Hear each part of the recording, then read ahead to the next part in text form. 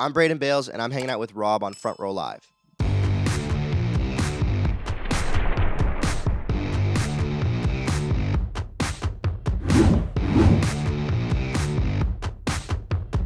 What's up, guys? Rob here, Front Row Live Entertainment. I am finally hanging out with Braden Bales. I've been trying to get with you since your song first popped off, Really? and that thing's been on repeat. What was this, last year or early this year? February, Yeah, it was like such a beautiful song, and just the storyline behind it. I was just like, this guy is like talking about this like dream, this that a lot of people don't realize. Like us as music fans, we don't realize that the trials and tribulations you go through to be an artist, to kind of like drop everything to be where you want to be. Yeah. Talk to me about this track in particular and just like that writing process that really initially kickstarted it for you. Yeah, thank you for that, by the way. The writing process for that is really just I go to the studio just with nothing in mind, and I try to just make a song when I show up. And that ended up being like the chorus for that song was the first thing that I spat out. And we caught that in the room, and we decided, like, we just collectively decided, like, my first thought when I write something down is, excuse me, like, was that corny? And so I originally thought the line "chronically cautious" was like maybe corny, and so the first half of the chorus I kind of just wrote in my head in the room, and then we looked at it, and then my writer Zach was like, "That's great, let's keep going," and then we all shaped the song together to be what it is. But I don't know why or how that was the first thing that I thought of that day, but it was really instant, and we knew right away, like, okay, this song is special, and we didn't know how special it was, you know.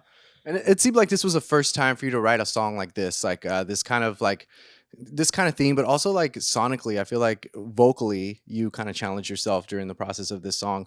What was it about it that like really had you step out of your comfort zone instead of doing what you've been doing in the past? I think it was because I was in Nashville. Like I went from Toronto to Nashville for it was supposed to be 2 weeks, and I was like trying to make it happen already outside of my comfort zone, Yeah. and like living in Nashville, seeing all these artists doing it, and like that was really my thought was like, how will I actually make this happen? Because at the time I didn't know how I was going to end up living there or in LA with the work visa and all that situation where I was like, I was really seeing like this is going to be so difficult to make this actually happen and live the dream that I want to live. And I think that all of that stress on my mind was what brought that out of me and made me go somewhere I've never gone before. Now, leading up to where you're at today, you have a signing, you have a debut EP that just dropped. You've really gone through the ringer trying to get to where you're at right now. And, for you as an artist, and especially like a young artist, um, you've gone through all these trials and tribulations, but yet you still went through with it. You still went through the motions. What was it that really kept you going, even though there was no ROI in the beginning? Yeah. It's just I think it's just a love for music. Like I genuinely love being in the studio every day. I when I was learning how to make music, I went to audio engineering school, and I made sure that I could always make music without any budget. And so that really helped me keep going where I was producing all like writing, producing and mashing all my stuff myself. That made it a lot easier to keep going because a lot of people have to pay for those services. And so for me, it was just if I love music and I want to keep making it, I can. And held on I held on to the dream that I wanted to be in music whether or not I was an artist. And that really helped me out because I thought that that gave me not only one shot at it, but many because of the amount of projects that I wanted to work on. Now, this debut EP just dropped last week, Nomad EP. All the songs on this are incredible. I love that you also added an acoustic version of this single.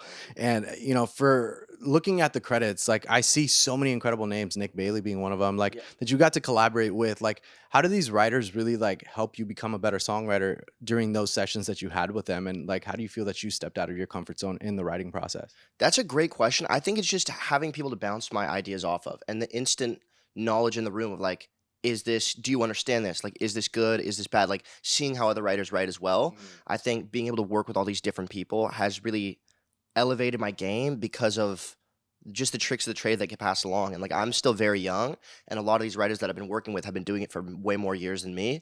And that's let me watch how they do it, see their approach, and like learn their tricks as I go. And Nashville, I find, is really great for that because it's a very collaborative work environment. So I feel like being in Nashville has really like elevated my game.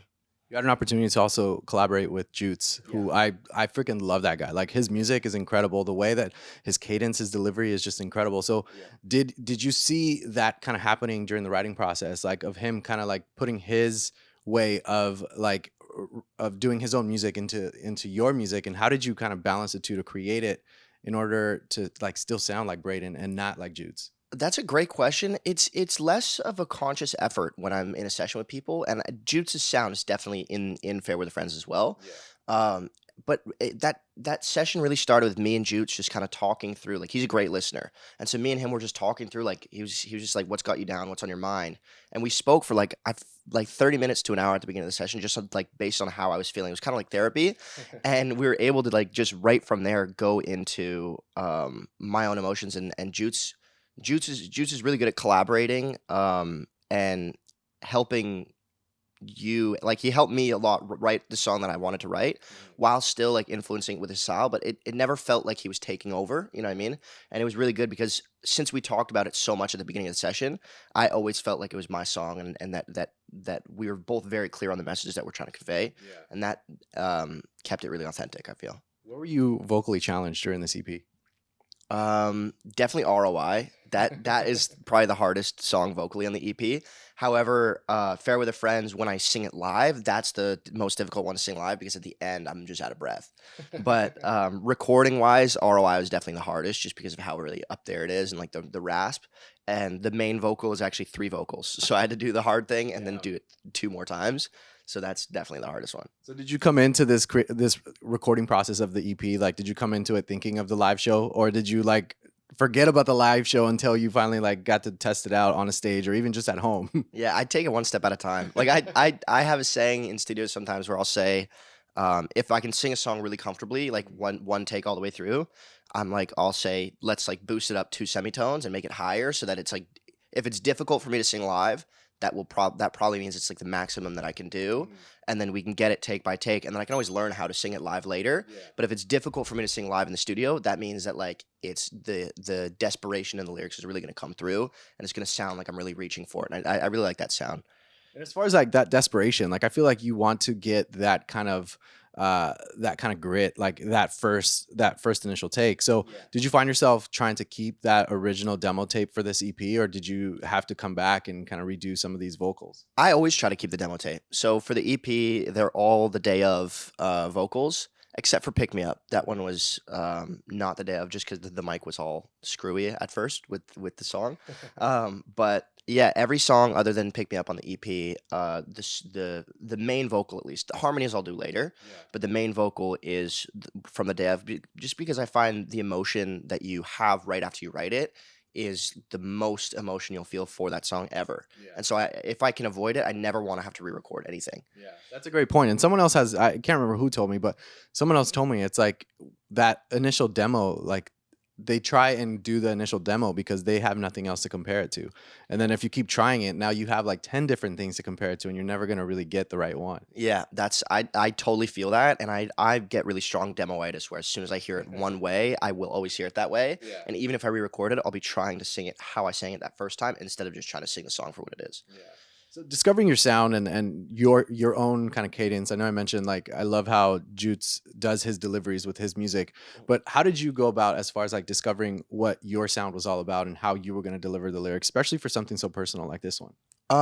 Do you mean specifically for Fair with the Friends on that song? No, just for your music in general. Yeah. I find just I've been making music for a really long time, and I kind of just try to make what feels best in the room. And I'm very hands-on with my own writing, and so I typically like to start the train and kind of get the ball rolling of like figuring out what the song's about, figuring out what it means to me, and kind of the feeling of it, and then I'm not really concerned about preserving my sound because since I'm very hands-on, I feel like it just always will be. And I'm not as focused on making one specific sound. I'm focused on making the best song in the studio that day.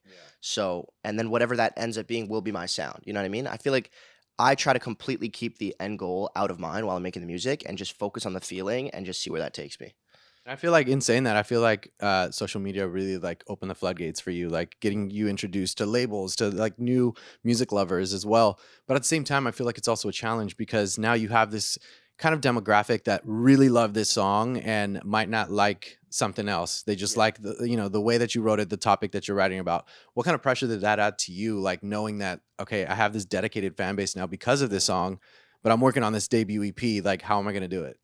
There's definitely pressure, and I'm not gonna say that there isn't pressure, but for me, my biggest battle every day in the studio is leaving the outer world outside of the studio. Yeah.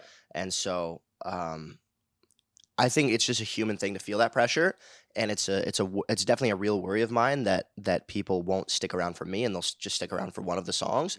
But that's not something that I can keep in mind while I'm working on the music, because if I was to do that, the music would be very I feel like that would come through in the sound. And so Yeah. I try to just leave it all at the door and just make music for what it is and experience that feeling of making music and then step back out of it and think, okay, how would that work on TikTok? Like all of that can still happen, and the pressure is very much felt outside the studio, but inside the studio that's like my little safe bubble. Yeah.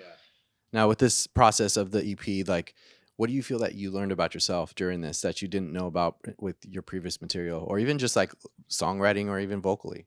That's a great question. I think I learned a lot about how I feel now after Chronically Cautious. Like a lot of those feelings are things that I don't think about on a day-to-day basis because you just kind of push them out of your mind because like that, like I said, the pressure um, is there and you have to just work through it.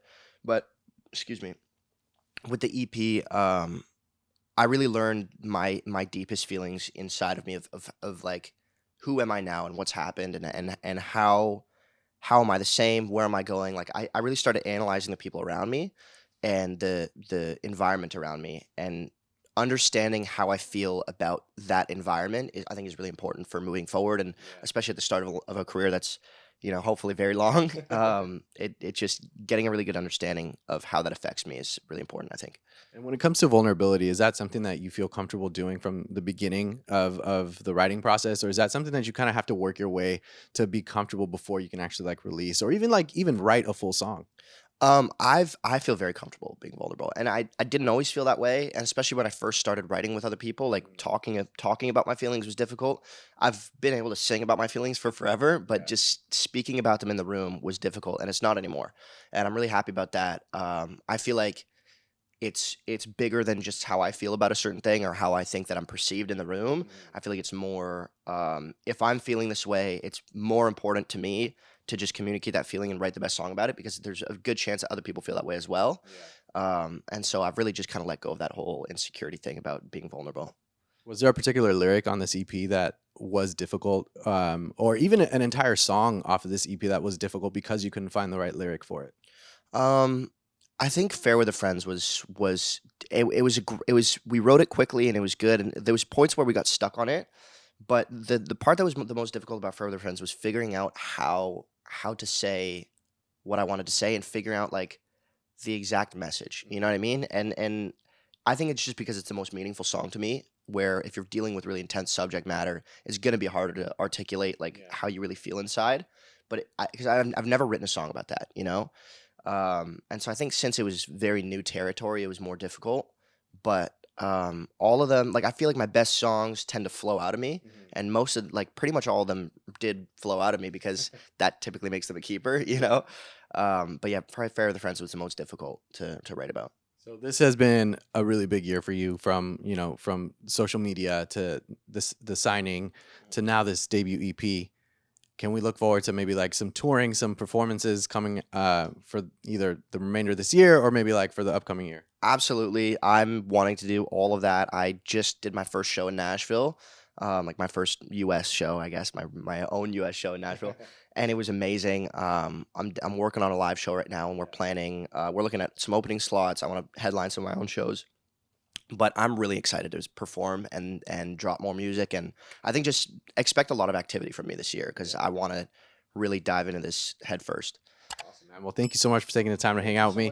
Guys, be sure to check out Braden Bales' debut EP, Nomad, is out now. And thanks for watching on Front Row Live.